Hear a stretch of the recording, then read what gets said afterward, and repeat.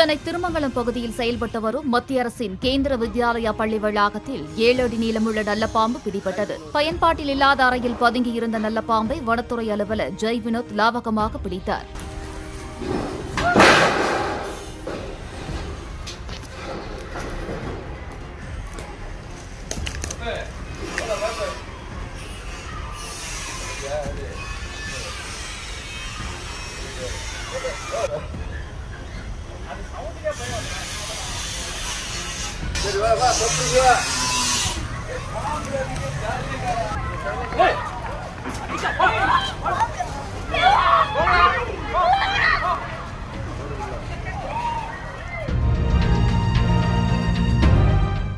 Play store மற்றும் app ஸ்டோரில் இருந்து பாலிமர் செயலியை QR கோடு மூலம் பதிவிறக்கம் செய்யுங்கள்.